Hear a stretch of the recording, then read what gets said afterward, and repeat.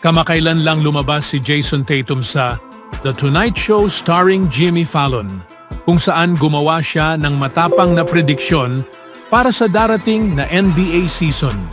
Magkakaroon ng rematch, makakalaban namin ulit ang Dallas. Tinutukoy ni Tatum ang 2024 NBA Finals, kung saan tinalo ng Boston Celtics ang Dallas Mavericks sa 5 laro para makuha ang kanilang ika-18 kampyonato. Ngayon, ipinapahayag niya na magkakaroon ng muling laban sa pagitan ng dalawang umaangat na powerhouse teams. Ang Celtics ay papasok sa 2024-25 season bilang malakas na paborito upang ulitin ang kanilang titulo bilang kampeon. Kahit na nagretiro na ang veteranong leader na si Al Horford, nagawa pa rin ng Celtics na panatilihin ang karamihan sa kanilang championship-winning squad. Bukod pa rito, idinagdag nila si Lonnie Walker sa isang team-friendly na deal para magbigay ng dagdag na depth. Si Tatum kasama si Jaylen Brown ang nananatiling core ng malakas na team ng Celtics na may mga role players tulad nina Derek White, Drew Holiday at Kristaps Porzingis na bumubuo ng isang versatile at delikadong roster. Gayunpaman, hindi magiging madali ang daan ng Celtics pabalik sa NBA Finals. Ang Philadelphia ay malaki ang pinalakas ang kanilang team sa pagkuha kay Paul George, habang ang Milwaukee Bucks ay tatarget ng malalim na playoff run ngayon na parehong malusog sina Damian Lillard at Giannis Antetokounmpo at wala ng mid-season coaching turmoil. Ang Cleveland Cavaliers ay pinanatili ang kanilang core at nagdala ng bagong coach na layuning makapasok ng mas malayo sa playoffs. Seryosong banta rin ang Indiana Pacers at New York Knicks, lalo na't gumawa ng malaking hakbang ang Knicks sa pagkuha kay Mikal Bridges na ipinares kay Jalen Brunson, Julius Randle at Josh Hart. Sa kabila naman, mas mahirap ang magiging landas ng Mavericks sa Western Conference. Nawalan sila ng mga pangunahing player tulad nina Derrick Jones Jr., Josh Green at Tim Hardaway Jr., ngunit gumawa ng ingay sa pagkuha ng sharpshooter na si Klay Thompson upang i-pair kay Luka Doncic at Kyrie Irving. Nadagdagan din nila ang kanilang depth sa pagkuha kina Najee Marshall at Quentin Grimes, na nagpa-improve sa kanilang versatility at depensa. Sa kabila ng mga galaw na ito, mahaharap pa rin ang Mavericks sa matinding kompetisyon sa West. Ang Oklahoma City Thunder na idinagdag sina Alex Caruso at Isaiah Hartenstein sa kanilang young core ay lalo pang naging malakas. Kahit na nawala ang ilang key role players tulad nina KCP at Reggie Jackson, nananatili pa rin ang reigning MVP na si Nikola Jokic para sa Denver Nuggets. Ang Timberwolves na galing sa Western Conference Finals appearance ay pinangungunahan ni Anthony Edwards na handang kunin ang liga. Ang Memphis Grizzlies ay magkakaroon na ng malusog na si Ja Morant at ang mga team na tulad ng Suns, Lakers at Clippers. Bagamat bahagyang mas mababa sa rankings, ay punong-puno pa rin ng mga superstar talents. Samantala, idinagdag ng Sacramento Kings si DeMar DeRozan sa kanilang dynamic na roster na ginagawa silang isa pang dark horse contender. Noong 2024 NBA Finals, tinalo ng Celtics ang Mavericks sa 5 laro.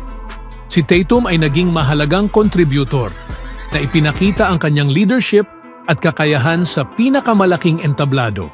Gayunpaman, parehong nag-retool at nag-improve ang dalawang team na nagtatakda ng posibilidad ng mas kompetitibong rematch. Kung matupad ang prediksyon ni Tatum, inaasahan ng mga fans ang isa na namang kapanapanabik na laban sa pagitan ng dalawang pinaka-exciting na team sa liga. Sa ibang balita naman mga kaibigan, ang restricted free agency ay kasing delikado para sa player tulad ng pagiging ligtas nito para sa prangkisa. Hindi tulad ng mga nakaraang taon kung kailan nahaharap ang mga team sa poison pill na kontrata. Maraming restricted free agents ngayon ang nakakaranas ng mabagal at tiyak na pagbaba ng halaga. Ang contract extension ay mas mahalaga na kaysa dati si Moses Moody ay kasalukuyang nasa ganitong sitwasyon. Magiging mas mahalaga ba siya para sa Golden State Warriors?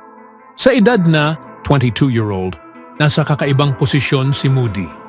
Hindi siya pangunahing bahagi ng Warriors, pero sapat ang kanyang talento para mapanatili ang kanyang lugar sa rotation ni Steve Kerr at may potensyal na maging mas mahalaga sa ibang team. Nakakuha si Moody ng average na 8.1 sa advanced shooting metrics. Ang Arkansas native ay tila isang player na malapit ng magpakitang gilas, ngunit hindi pa tuluyang sumisikat kung hindi siya bibigyan ng mas malaking papel. Sa kanyang contract year ng rookie deal at harap-harapan na sa restricted free agency, wala pang aksyon ng Warriors sa pagbibigay ng extension. Sa halip, pinapanatili nila si Moody sa halagang $5.8 million. Ano ang magiging kapalaran ni Moody sa Warriors? Bahagi ba siya ng youth movement na tinutugunan ng prangkisa, lalo na pagkatapos ng 2022 NBA Finals? Sa ngayon, tila magiging trade filler lang si Moody. Bagamat nagpapakita si Mike Dunleavy Jr. na kontento siya sa kasalukuyang roster, darating ang panahon na kailangang pumili ng landas ang general manager ng Warriors. Magsusugal ba sila sa mga kabataan na maaaring mga hulugang pagsira sa roster ng mga veterano maliban kay Stephen Curry? O susunod ba sila sa kagustuhan ng mga veterano at ipagpapalit ang lahat para makakuha ng isang star upang masigurong may kakompetensyang team si Curry hanggang sa kanyang pagretiro? Kasama ba si Moody sa alinman sa hinaharap na ito para sa Warriors? Speaking of Warriors player, ang Golden State Warriors ay kasalukuyang nasa gitna ng isang napakahalagang yugto sa kasaysayan ng kanilang prangkisa. Kailangan nilang sulitin ang 16 na prime years ni Steph Curry, habang iniisip din kung paano masisiguro ang kanilang hinaharap. Isa sa mga malaking usapin sa kasalukuyan ay kung ano ang gagawin nila kay Jonathan Kuminga na di umano'y humihiling ng maximum na kontrata. Ayon sa ulat ni Anthony Slater ng The Athletic, hindi pa handa ang Golden State Warriors na bigyan si Jonathan Kuminga ng $224 million maximum contract na gusto umano niya. Narito ang eksaktong sipit mula sa artikulo ni Slater. Ang Warriors ay hindi pa handa na bigyan si Kuminga ng max extension, katulad ng 5 taong $224 million ni Franz Wagner mula sa Orlando Magic na magsisimula sa 25% ng salary cap o anumang malapit sa $44.8 million na taunang sahod, sabi ni Slater, batay sa mga mapagkukunan sa liga. Bagamat hindi pa handa ang Warriors na mag-offer ng max contract kay Kuminga, mayroon pa ring posibilidad na makuha niya ito kung mag-level up ang kanyang laro. Ayon kay Slater, open pa rin ang Warriors na maging flexible sa kanilang desisyon kung sakaling magpakita ng malaking pagunlad si Kuminga.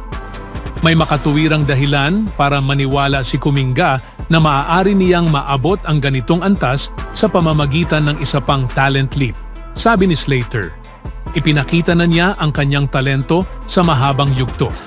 Malaki pa rin ang kanyang potensyal, ngunit ang limitado niyang record at ang proteksyon ng restricted free agency ay nagbibigay sa Warriors ng kalamangan at dahilan upang maghintay. Noong nakaraang season, nakakuha si Jonathan Kuminga ng 16.1 points, 4.8 rebounds, at 2.2 assists sa shooting splits na 53-32, 75 mula sa field. Kung magiging consistent siyang 20-plus points per game scorer, malamang na muling isaalang-alang ng Warriors ang kanilang desisyon. Ano ang masasabi niyo mga kaibigan? Always do it on my own, so I gotta get through it. And the only thing I know is to love what I'm doing. Never give up, never slow, till I finally prove it. Never listen to the no's, I just wanna keep moving. Keep my head up when I act, head up, that's a fact. Never looking back, I'ma keep myself on track.